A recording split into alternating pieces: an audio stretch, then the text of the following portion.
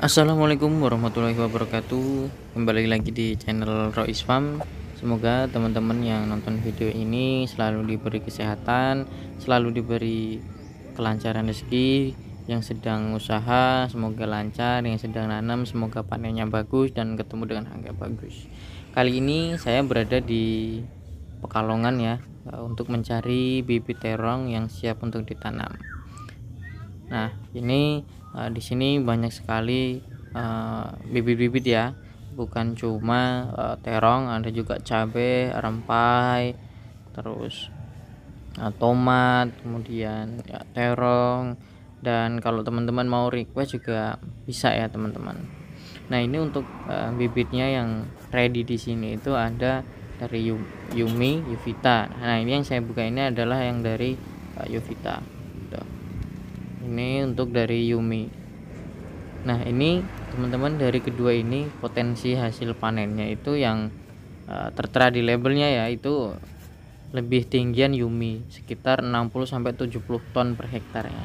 Sedangkan kalau untuk Yuvita itu 51 sampai 56 ton. Itu perkiraan dari mereka ya. Kalau ini ada Antaboga. Antaboga ini kalau banyak orang itu yang nyebutnya itu kakak adik sama New Prince 7 yang bakal kami uji coba juga gitu. Cuman kalau dari labelnya itu potensi hasilnya masih kebanyakan Antaboga ya teman-teman. Itu beberapa jenis yang ada ditanam di sini ya teman-teman, ada di persemaian ini. Tapi untuk Antaboga kali ini kosong. Nah, kita sekarang mau cari bibit terong yang sudah siap pakai ya teman-teman. Nih lihat, ini Yumi ya. Potensi hasilnya 60 sampai 70 ton per hektar. Kemudian umur panen 55 sampai 60 hari. Nah, ini mungkin beberapa trik ya, tips lah untuk memilih bibitnya itu. Jangan yang ini udah lonjot-lonjot. Nah, pilihlah yang udah masih tegak-tegak kayak gini. Sebenarnya nggak perlu yang tinggi sih, yang penting batangnya itu terlihat kokoh tuh teman-teman. Tuh, batangnya udah kelihatan kokoh. Jadi itu kalau dipanasin beberapa hari itu udah kuat gitu. Dan kalau ketika di lahan itu kalau ketimpa angin kencang ya, itu nggak mudah roboh gitu. Karena bahaya juga itu kalau ketimpa angin kemudian roboh, itu biasanya nanti daunnya itu bisa gosong gitu. Nah, untuk bibit-bibit lain itu juga ada ini ya, ada dari Pertiwi itu bibit cabe, kemudian ada rempai dari Bintang Asia nih ya teman-teman. Saya sebutin aja merek-mereknya nggak apa-apa lah. Mereka kan punya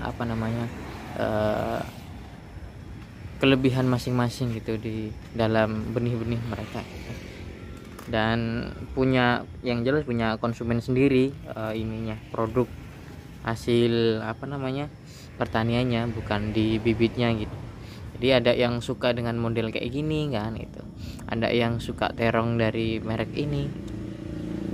Itu salah satu juga yang buat kami tertarik untuk coba 3 jenis terong lah ya. Karena apa? Nanti untuk mengetes pasar di sini itu yang paling laris itu apa, yang paling diminati itu apa. Oke. Nah, sekarang nih teman-teman, ini adalah box-box untuk bibitnya, untuk persemaiannya ya, teman-teman. Ini di sini juga dijual ya. Satu kotak ini 10.000. Nah, ini adalah kotak yang mau ditanemin ini. Jadi sebelum ditanam itu dibasahi dulu. Nah, tuh medianya itu dibasahin dulu. Medianya itu dari kokopit. Ini kalau info dari persamanya, dari kokopit, kemudian juga tanah merah, kemudian ada arang sekam sama kotoran kambing yang udah difermentasi dan digiling. Nah, kalau udah siap mau ditanamin itu dilobangin pakai lidi. Jadi di tengahnya itu dilobangin ya, agak ya kurang lebih 1 sampai 2 sentian lah. Nah, tuh. Nah nanti bibitnya itu ditaruh di dalam. Jadi kalau udah tumbuh, bibitnya udah tumbuh ya, bibit apapun itu udah tumbuh, dimasukin udah tumbuh, nah nanti bisa sedikit ditutupin dengan medianya yang ada di sekitar. Jadi akarnya itu nggak roboh gitu. Jadi bukan cuma ditempelin di atas, tapi dimasukin ke dalam lubangnya, tapi jangan ditutupin dulu gitu. Kalau udah mulai kelihatan berkecambah, barulah dimulai ditutupin. Nah ini kayak gini udah saya tutupin. Nah, ini kalau yang udah gede ya ini udah kayak gini, jadi dia udah kokoh nih di tempat persemaiannya gitu. Nah ini mau dikemas ya teman-teman, karena jarak dari tempat persemaian ke rumah saya itu sekitar 30-an menit ya teman-teman. Jalannya itu ada yang jalan bagus, kayak yang jalan di depan tadi itu bagus, jalan lintas, tapi yang udah mau masuk ke rumah saya itu jalannya ya ada yang banyak yang rusak. Nah ini salah satu cara pengemasannya ya teman-teman, perhatikan ini satu kardus ini ya, ini maaf nggak saya sensor ininya kardusnya. Ini satu kotak ini, satu kardus ini ya teman-teman, bisa diisi 2. Ini karena kardusnya agak kecil, nanti ada yang bisa diisi dengan 3 tumpuk. Ini insya Allah aman ini sampai rumah. Yang penting ketika posisi di motor itu kuat ya. Jadi ini sama goncangan pun dia masih kuat. Karena apa? Karena tuh diikat pakai tali rapia tuh keliling diikat, jadi tali batang bambunya itu tadi yang buat alas itu nggak goyang kemana-mana gitu. Nah nanti juga talinya itu diiketin ke atas tuh, iketin ke atas. Jadi ini insya Allah aman. Mau dibawa jarak 1 jam, ditempuh jarak 2 jam, itu insya Allah masih berani gitu.